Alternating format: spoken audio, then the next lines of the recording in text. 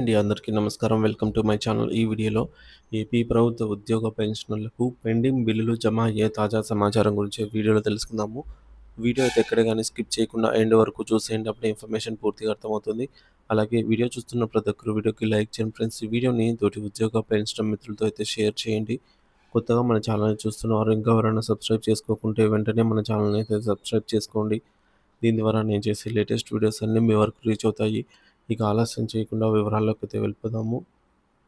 Friends ఇక విషయానికి వచ్చినట్లయితే ఆంధ్రప్రదేశ్ రాష్ట్ర ప్రభుత్వ ఉద్యోగులు గత కొన్ని సంవత్సరాలుగా అనేక సమస్యలు, పెండింగ్ బకాయిలు మరియు అసంపూర్ణ హామీలతో సతమతమవుతున్నారు. ఈ నేపథ్యంలో నూతన కూటమి ప్రభుత్వం ఉద్యోగులకు సమస్యలపై ప్రత్యేక దృష్టి సారించినట్టు తెలుస్తోంది. 12వ పీఆర్సీ కమిషన్ నియామకం, మధ్యంతర భృతి ఐఆర్ అమలు మరియు సుమారు 30,000 కోట్ల రూపాయల బకాయిల చెల్లింపు వంటి కీలక అంశాలపై ప్రభుత్వం ఒక స్పష్టమైన వైఖరిని తీసుకునే దిశగా అడుగులు వేస్తున్నట్టు సమాచారము. ప్రభుత్వ ఉద్యోగుల సమస్యలపై దృష్టి సారించాలని ఏపీ ఎన్‌జీఓ విజ్ఞప్తి. ఆదివారం తిరుపతిలో జరిగిన ఏపీ ఎన్‌జీఓ జిల్లాల పునర్విభజన సమావేశంలో రాష్ట్ర అధ్యక్షులు మరియు ఏపీ ఐకాసా చైర్మన్ విద్యాసాగర్ మీడియాతో మాట్లాడుతూ ప్రభుత్వ ఉద్యోగుల సమస్యలపై దృష్టి సారించాలని ప్రభుత్వానికి విజ్ఞప్తి చేశారు. గత ప్రభుత్వ హయాంలో తమకు చీకటి యుగంగా మారిందని ఆయన తీవ్ర అసంతృప్తి వ్యక్తం చేశారు. రాష్ట్ర అభివృద్ధికి పోలవరం, అమరావతి, పరిశ్రమల స్థాపన మరియు సంక్షేమ పథకాలు ఎంత ముఖ్యమో వాటి అమలులో ప్రధాన భాగస్వాములైన ప్రభుత్వ ఉద్యోగుల సంక్షేమం కూడా అంతే ముఖ్యమని ఆయన నొక్కి చెప్పారు. ఇకపోతే గత ప్రభుత్వం పెట్టిన ఆర్థిక భారం మరియు ఉద్యోగుల నష్టాలు. విద్యాసాగర్ గారు మాట్లాడుతూ గత ప్రభుత్వం ఉద్యోగులు, ఉపాధ్యాయులు మరియు పెన్షనర్లకు సుమారు 30,000 కోట్ల రూపాయల బకాయిలు పెట్టిందని ఆరోపించారు. రివర్స్ పీఆర్సీ మరియు హెచ్ఆర్ఏ 4% తగ్గింపుతో ఉద్యోగులు తమ వేతనాలలో పెద్ద ఎత్తున నష్టపోయారని, ఇది తమకు చీకటి యుగంగా మారిందని ఆయన అన్నారు. గత పీఆర్సీలో ఉద్యోగులకు చాలా తక్కువ ఫిట్మెంట్ ఇవ్వడం వల్ల వారు తీవ్రంగా నష్టపోయారని ఆయన పునరుద్ఘాటించారు. ఈ 30,000 కోట్ల బకాయిలు తక్షణమే క్లియర్ చేయాలని ఆయన డిమాండ్ చేశారు.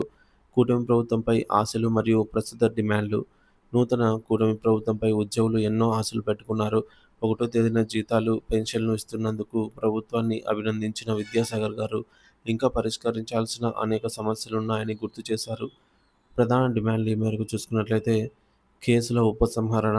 గత ప్రభుత్వం ఉద్యోగులపై పెట్టిన కేసులలో 80% మాత్రమే కొట్టివేశారని, మిగిలిన 20% కేసులను కూడా రద్దు చేయాలని డిమాండ్ చేశారు. ఇకపోతే రెండవది బకాయిల చెల్లింపుల్లో జాప్యం. ప్రభుత్వం బకాయిల చెల్లింపులను బాగానే చూస్తున్నప్పటికీ మిగిలిన సమస్యల పరిష్కారంలో జాప్యం చేస్తోందని ఆయన ఆరోపించారు. 3 డీఏ బకాయిలు. పెండింగ్‌లో ఉన్న 4 డీఏలలో దసరా కనీసం 1 డీఏ అయినా చెల్లించాలని కోరారు. బకాయిలను దశలవారీగా చెల్లించాలని సూచించారు. 4వది మంత్రుల ఫామ్ ఏర్పాటు. మిగిలిన సమస్యల పరిష్కారానికి మంత్రులతో ఒక ఫామ్ ఏర్పాటు చేయాలని డిమాండ్ చేశారు. 12వ వేతన సవరణ కమిషన్. తక్షణమే 12వ వేతన సవరణ కమిషన్ నియామకాన్ని చేపట్టాలని కోరారు. ఔట్సోర్సింగ్ ఉద్యోగుల క్రమబద్ధీకరణ. సుమారు 7,000 మంది ఔట్సోర్సింగ్ ఉద్యోగుల సేవలను క్రమబద్ధీకరించాలని విజ్ఞప్తి చేశారు. 7వది పదవీ విరమణ వయసు పెంపు. 8,000 మంది ఉద్యోగులకు పదవీ విరమణ వయసు పెంపుపై దృష్టి సారించాలని కోరారు. 8వది మెరుగైన ఓపీఎస్, ఓల్డ్ పెన్షన్ స్కీమ్ విధానాలు. మెరుగైన ఓపీఎస్ విధానాలను వెల్లడించాలని డిమాండ్లు కూడా చేస్తూ ఉన్నారు. ప్రస్తుతం కూటమి ప్రభుత్వం కొన్ని కీలక అంశాలను క్లియర్ చేసే పనిలో నిమగ్నమై ఉంది. ఇప్పటికే కొన్ని అప్డేట్స్‌ను తీసుకొచ్చింది. తాజాగా దసరా కానుకగా ఏపీ ప్రభుత్వం ఉద్యోగులకు సంబంధించిన పెండింగ్‌లో ఉన్న 12వ పీఆర్సీ కమిషన్‌ను నియమించడం, ఈలోగా మధ్యంతర భృతి ఐఆర్ అమలు చేయడం వంటి పలు కీలక అంశాలకు ఆమోదం తెలిపే అవకాశాలు ఎక్కువగా ఉన్నాయని తెలుస్తోంది.